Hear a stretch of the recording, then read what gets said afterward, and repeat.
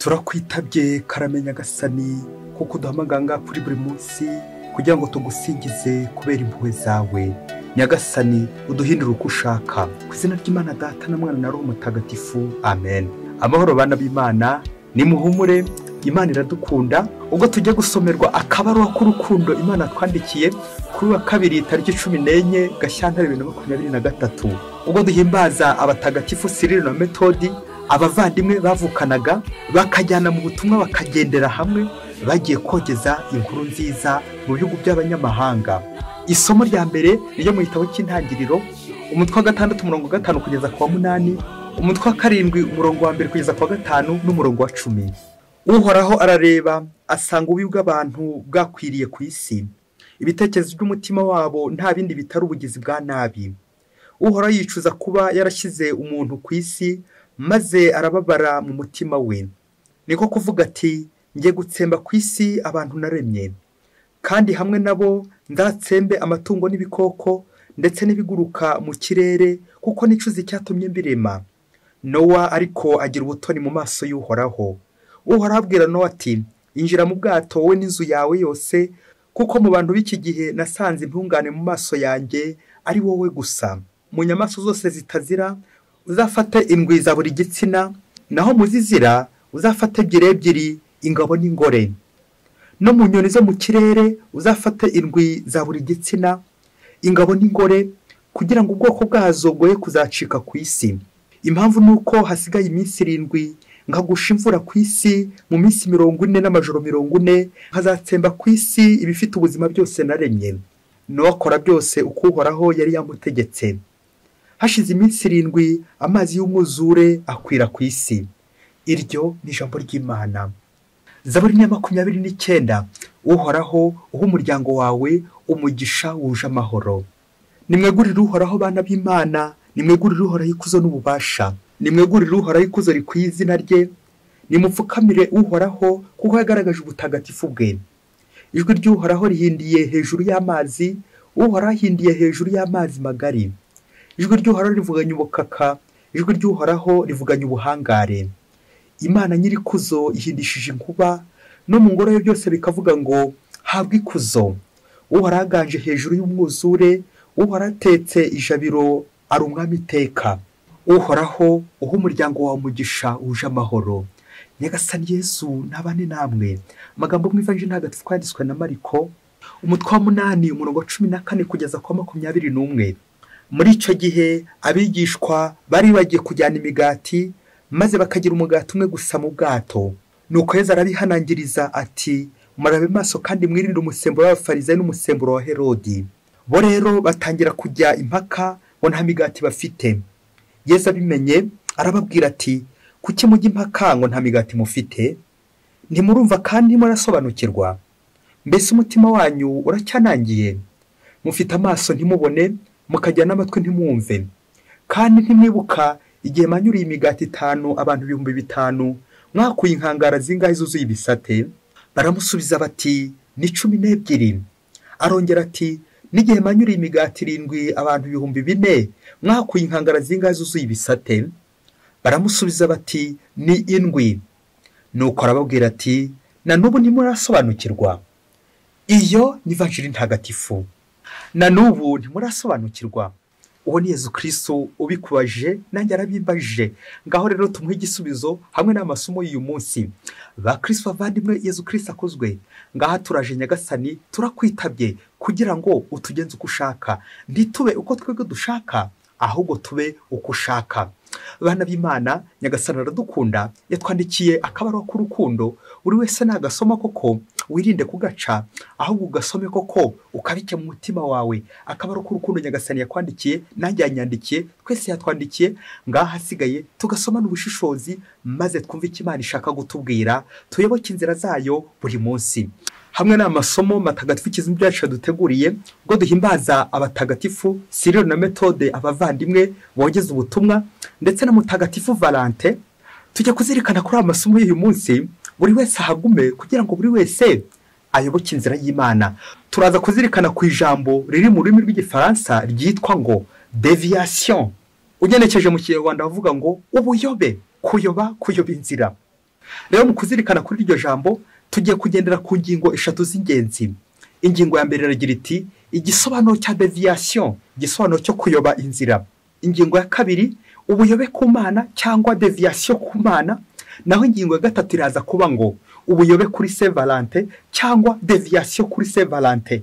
Rero mukristo muvandimwe nawe ukurikire kugira ngo Nyagasani uru rwandiko rusomane ubushishozi, maze wowe nanjye tuze kuva aha ngaha hari uko Nyagasani yaduhinduye, atari uko twebwe dushaka guhinduka, ahubwo ko Nyagasani ashaka kuduhindura. Reka duhere ku ngingo ya mbere, igisobanuro cya deviation. Twese uraza gusanga cyinshi tujya tuyoba inzira tutabizi. Navugaga inzira igana ku Mana. Umuhanga aravuze ati ngo iyo utegereje umuntu iminota nk'itanu mwari mufitanye gahunda gutangira kumucumuraho. Ngaho tekereza umuntu agukereje iminota 5, utangiye kumucumuraho, utangiye kumuvuga. Yewe bibaye n'isaha utangiye kumuvuga, utangiye no kumutuka ati cyagihe kirihe kari hehe, ugatangira ukamugira ikintu chosifie vraiment ati kirihe cyagiye hehe. Ntawe bitajya bibaho, twese bijya bitubaho. Ngaho none tekereza komeza iri tegeko ry'itatu, aramutse agukerereje isaha akagukereza amasaha 5, pourquoi pas des jours, iminsi 3 akagukerereza. Reka tuvuge agasiba gahunda mwari muhanye ikabira pfuye kubera iki mugenzi wawe yakererewe, mugenzi wawe yasibye. Aho ngaho uzaba uri kumuvugaho gute? Uzatangira umucumuraho, ndetse nawe bishobora no kurangira ariko gucumuraho. Bishobora ko utazi impamvu yatumye yica gahunda, ko utayizi biraza kujya gusaba kujya kuyishakisha. Hagati aho ariko watangiye kumucumuraho, nawe bishobora ko ari kugucumuraho nta wamenya, wasanga yibagiwe, wasanga yabikoze nkana, wasanga bikoze ku bushake, wasanga. Ibyo rero bikagukerereza, ibyo rero bigatuma usiba, uko rero utangira umwibazaho kandi mwari mufitanye gahunda. Icyo nicyo bita nanone deviation. Mwari mufitanye isezerano none uruciyemo cyangwa wariciyemo. Ngo n'ubwoko bwa deviation turaza kubona ko ari ubuyobe nanone. Mwari muhuje inzira, none koko iyo nzira igize te, iyo nzira irapfuye. Mwari muhuje umugambi nga mutagatifu Cyril na Methode, none koko haje kidobya irabavangiye ibiciyemo. Iyo ni deviation. Ijambo deviation rituruka ku magambo abiri y'Ikilatini do via. Iyo do ikavuga ngo hors, ushatse wavuga ngo hors sujet, hors chemin, na via bikavuga ngo chemin, voie, inzira. Deviation rero bishobora kuvuga détournement, no gufata undi murongo, no gufata inzira, cyane nkuko shefu aba yagennye inzira muza kugendaho ku kazi, noneho ukagira gute, ukaza kuyoba, ukaza kuyinyura ku ruhande, bityo ntugende muri uwo murongo. Hari umurongo shefu yagennye, none koko wowe ntukurikije, uri gukwepa, uri gukorera ijisho. Uko gukwepa rero babyita deviation. Uko gukwepa no guca ku ruhande, guca ku ruhande. Uko niko Imana nayo iba yagennye inzira tugomba kugenderamo, inzira y'ubutungane. Wagira gutya wakwibyukira embomate, ugashaka kuyikwepa, ugashaka gukora Imana mu jisho, ugashaka guca ku ruhande, tape hors sujet. Bimeze nka mwana ubona inzu yabo iri gushya, nuko akabaza nyina ati mama ndaryama hehe. Ngiyo deviation, ngubwo ubuyobe, nukuyoba inzira, no guta inzira, no guta umurongo, no kurenga inzira. Ngiyo jambo nanone uburenganzira no kurenga nyine umurongo, no kurenga inzira, c'est la déviation. Nyuma kumva igisobanuro cya deviation, reka tujye ku ngingo ya kabiri, deviation ku Mana cyangwa ubuyobe ku Mana. Abantu benshi twayobye inzira nuko tutabizi. Abantu benshi Imana yashyizeho umurongo tugomba kugenderaho, ariko icyacu nyine twarawurenze. Uko niko Imana nayo itishima igihe twayivuguruje, igihe twakoke, igihe turi gukorera ijisho. Nibyo twumvise muri amasomo y'uyu munsi. Isomo rya mbere ubwo twumvise Imana yashyizeho umurongo w'ubutungane, ubwo muri iyi minsi twumvaga intangiriro y'ibintu n'abantu, Imana irema ibintu byose ari byiza. Ariko deviation yaje gute? Abantu batangira kuyoboka ikibi, kandi Imana kwikubitiro yarashyizeho umurongo mwiza, umurongo w'icyiza. Byatangiriye ku cyaha cy'inkomoko, icyaha cy'agasuzuguro, gupinga Imana, kandi Imana yaratanze umurongo. Imana yatanze umurongo, none Adamu na Eva bagize gute? Barayobye, bashatse kunusura kuri uwo murongo w'Imana, bashatse kunyura indi nzira, inzira itari iteganyijwe, inzira Imana itari yarateganyije. Kunyura inzira itari iteganyijwe, iyo ni deviation. Uko nuko udashaka guhura n'Imana, gushaka gukwepa Imana, none koko ubugeni nabi buje ku isi, hatangiye ibyaha byo kwicana, Kayini yica Abeli, bikurikiye n'ibyaha by'ubugome bwinshi cyane, ibyaha by'urukozasoni, ubugome bukabije ku isi. None koko Imana irababaye, Imana irarakaye. Ariko twumvise akantu keza ngo Nowa we yarafite ubutoni ku Mana.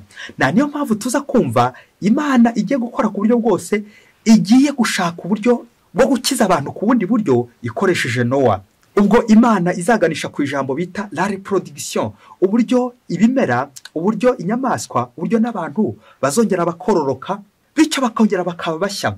Ngo kuko Imana ishaka kutugira bashya, igashaka kuduhindura, kongera guturema bundi bushya. Igihe twacumuye, igihe kibi cyashatse kutwibasira, nuko Imana ikagira gute, ikongera igashakisha uburyo yadukuraho icyo kibi, igashakisha uburyo bwose yazimangatanye ikibi ku isi kugira ngo kiza ari cyo kizamuka. Turaza kwibanda ku ijambo ryagiye rikoreshwa ingabo ndetse n'ingore, cyane cyane ubwo Imana ishaka kutwereka imyororokere, uburyo Imana yashyizeho umurongo uko abantu bagomba kororoka ndetse n'ibintu, umugabo n'umugore bakabana. Iyo rero haje ikindi kintu, umugabo agahura n'undi mugabo, iyo ngiyo ntabwo ari imyororokere, ntabwo ari umurongo Imana yagennye, iyo ni deviation, ubwo ni ubuyobe ku Mana. N'uburi ibyo Zaburi uyu munsi aratwereka ko iyo bibye ku Mana nyine ubura umugisha. Na niyo mpamvu asaba umugisha ku Mana, uhoraho uha umuryango wawe umugisha wuje amahoro. Amen, amen, amen.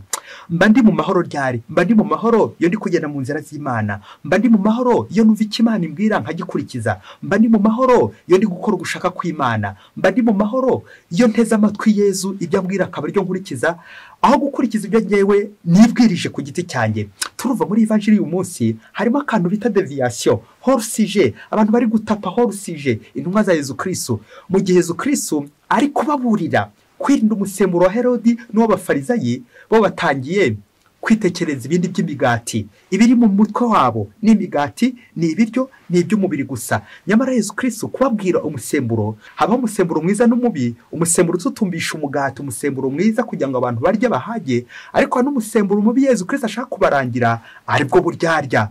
Mwirinde uburyarya, umuntu wese uryarya nyine iyo ni deviation. Kuryarya ni uburyo nyine bwo gukwepa, nanjye kuvuga gukwepa imisoro ku bacuruzi. Kuryarya ni uburyo nyine bwo gushushanya Imana.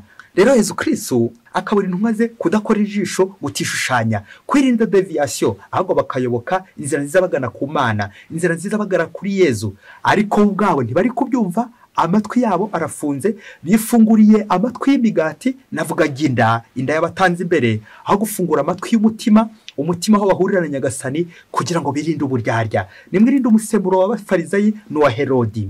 Yezu Kristo rero mu gushaka kongera kubazana mu nzira nziza, dore ko Imana yibonye twacumuye, ishaka uburyo bwose yatugarura, ishaka uburyo bwose bushoboka kugira ngo yongere itugarure mu murongo mwiza, maze tumererwe neza n'ubutungane.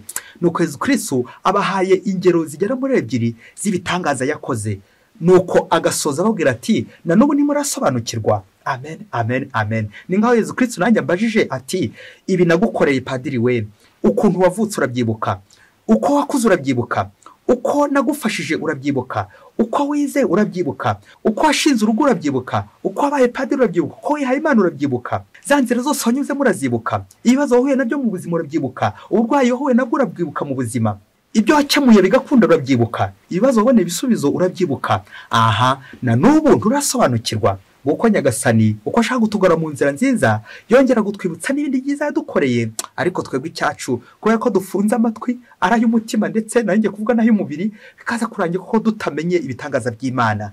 Na n'ubu nturasobanukirwa. Nze kwibaza uyu munsi, ese ngewe umurongo wanjye werekeye Imana cyangwa nerekeye ahandi? Ese inzira Imana yampaye na niyo nkiri gukurikiza cyangwa nakoze deviation?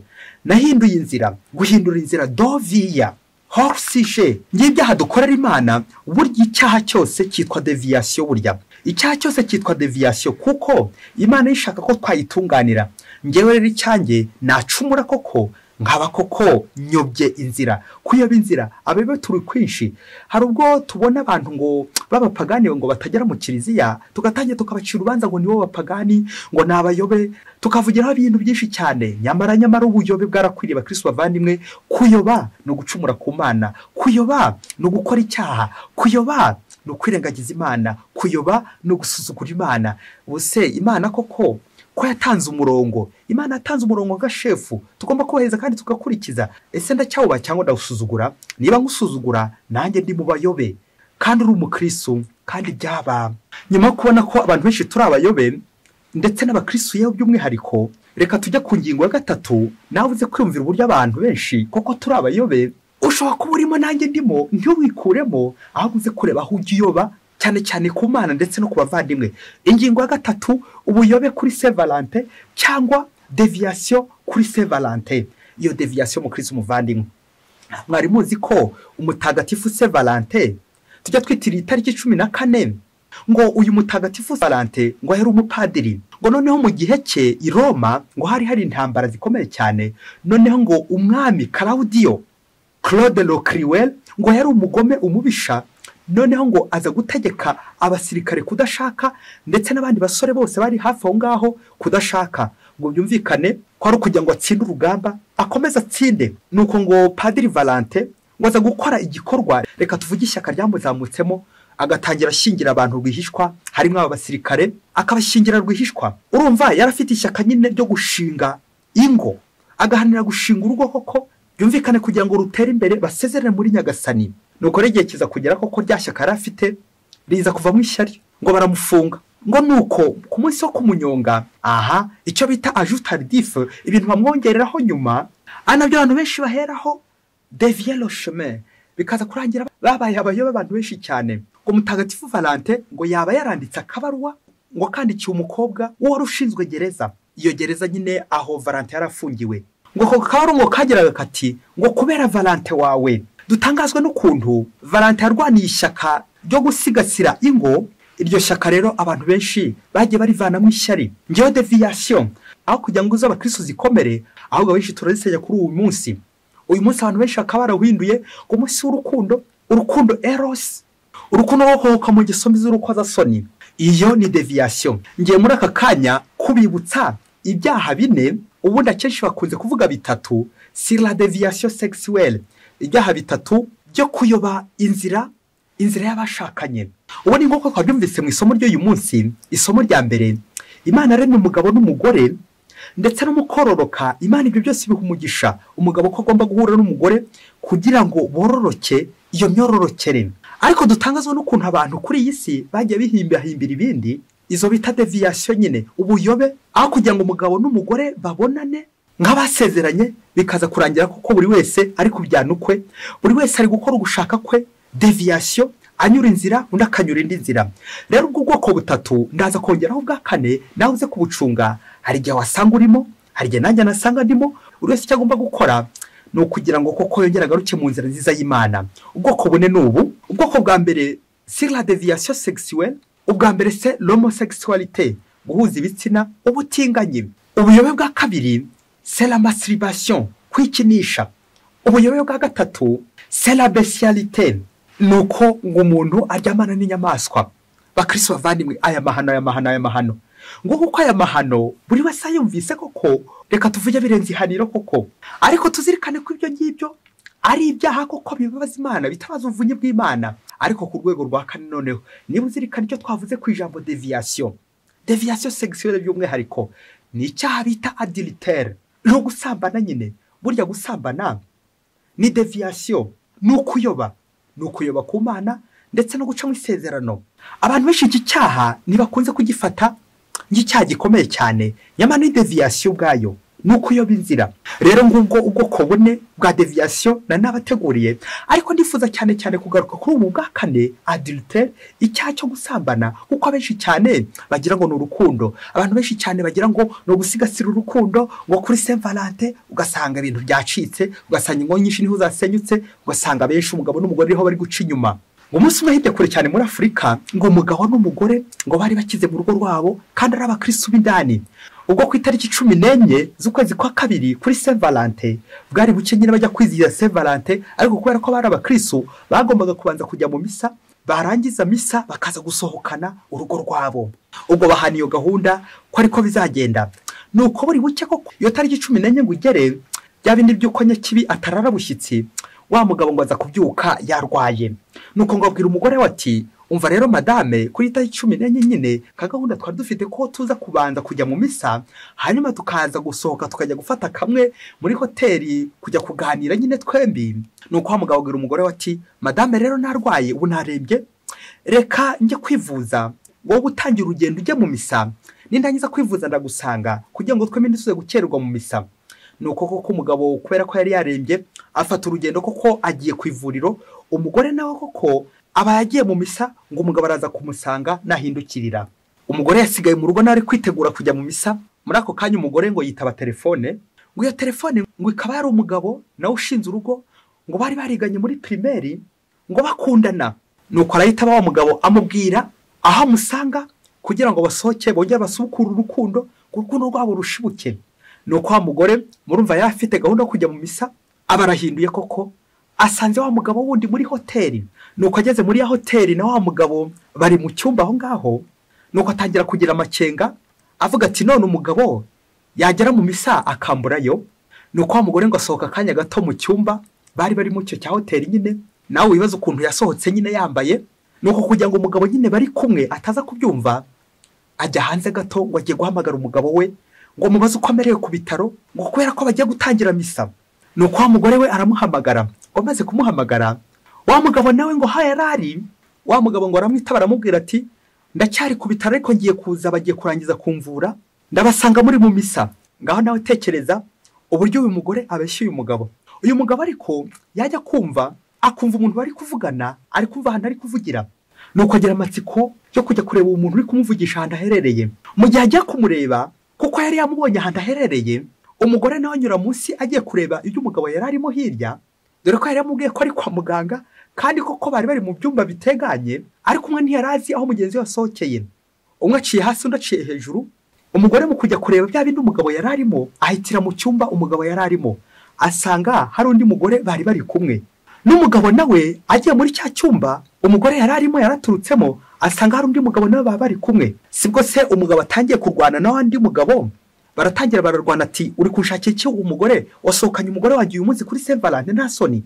N'umugore nawe ari gukubita wa wundi ari kumunabagura muri cya cyumba umugabo nawe yari arimo, asanzemo hari undi mugore nawe atangiye kumukubita aramunabagura ati wasohokanye gute umugabo wanjye kuri Saint Valentin. Sibwo se buri wese mu cyumba cye ubwo yari arimo bari kurwana, buri wese ari kurwana n'undi, ngo wasohokanye umugabo wanjye, wasohokanye umugore wanjye, buri wese ari kunobagura undi, umwe ari kuvusha undi amaraso, umwe amena undi ruguma, wa mugore ari kurwana na wa mugore wundi umugabo yasohokanye, bari gukubitana bari guhondagurana. Ubwo se wagize ngo si abakozi bo muri hoteli baje kubakiza, buri wese baramukiza n'undi baramukiza. Ubwo bamaze kubahuriza hamwe uko ari bane, ngaho natekereza ikigiye kuvamo.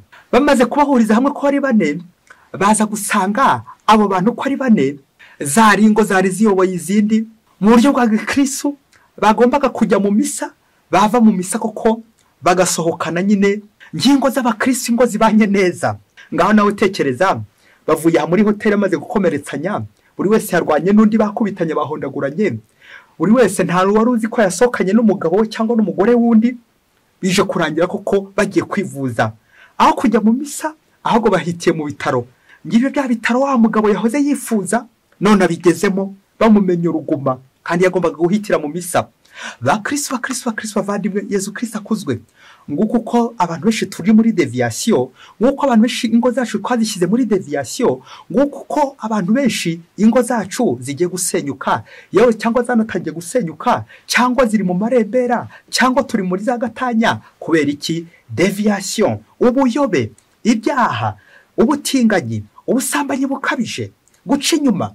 Ngewe rero deviation, ubuyobe kuri Saint Valentin, aho ingo nyinshi cyane zagiye zica mu masezerano. Nibwo uzasanga umugabo asohokanye n'indaya, umugore agasohokana n'indi, bakaza guhurira hamwe bose nkaho bagiye gufata imyanzuro nyine gushyira hamwe, bagahuriza hamwe muri hoteli. Umwe yari ari mu cyumba undi mu cyumba, bose bakaza guhuriza hamwe. Ariko bameze bate? N'inguma, ingo zasenyutse, bose bafite ibikomere, bose basebye, amaraso ari kuva. Nguko abakristo bavandimwe, abantu benshi twagiye tuvusha ingo zacu amaraso, atari amaraso y'ubutagatifu kurwana ishyaka, ahubwo ari ishyari. Ngewe Saint Valentin yacu, abantu benshi kuri iyi si bari guhimbaza Saint Valentin, ariko ugasanga abantu benshi niho bishoye mu ngeso mbi z'urukozasoni, ubusambo. Deviation bivuga ubusambo, détournement, ikinyoma, kubeshya.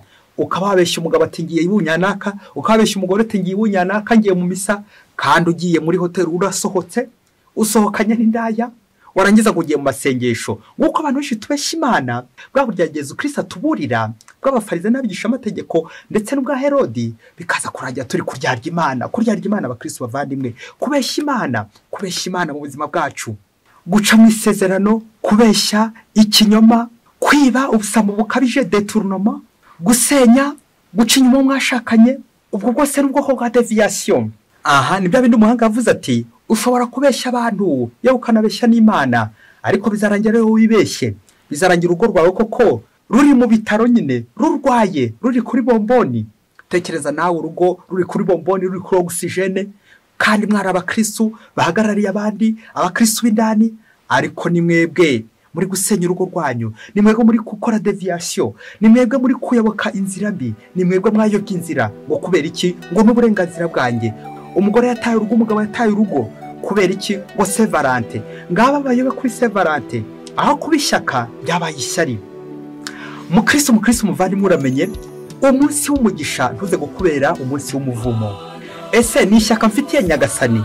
Ni ishyaka nk'iryaranze Cyril na Methode mu butumwa bakagendera hamwe kujya kogeza Yezu Kristo? Ni ishyaka ryo gukomeza inko nka Mutagatifu Valentin kugira ngo abantu byibuze bazapfe bashyingiwe nabo bashyingurwe gikristo? Ese ndi gushyingira abantu cyangwa ndi kubashyingura? Bakristo bavandimwe, nguko kuri Saint Valentin abantu benshi bashyingura bagenzi babo aho kubashyingira. Ukamushyingura ikuzimu, ukamushyingura umumena uruguma, ukamushyingura usenya urugo rwe, usenya urugo zagatanya mu ngo zacu, aho kugira ngo dusigasire ingo zacu zimererwe neza. Usohokana umugore wawe n'abana, muganire ni byiza, mujye mu misa, mujye gusenga, ahubwo icyaho koko uri kubeshya. Uburyarya bwa buryarya wa musemburo, mwirinde umusemburo wa Herode n'uw'abafarisayo. Ukora deviation iyo urihaye Imana ugashaka no gushinga urugo icyarimwe. Ukora deviation iyo wacinye uwo mwashakanye. Ukora deviation iyo warenze ku isezerano mwagiranye n'uwo mwarigiranye n'uwo mwasezeranye, ukarenga ku isezerano. Deviation ni ukurenga ku isezerano, cyane cyane isezerano ry'abatisimu, uko twasezeranye kwanga icyaha, gukurikira Kristo no kumwamamaza. Bityo buri wese akomere ku isezerano yagiranye na Kristo buri munsi. Mwese Imana ibahe umugisha. Imana Data na Mwana na Roho Mutagatifu. Amen. Padiri Munsi wa diyosezi ya Cyangugu.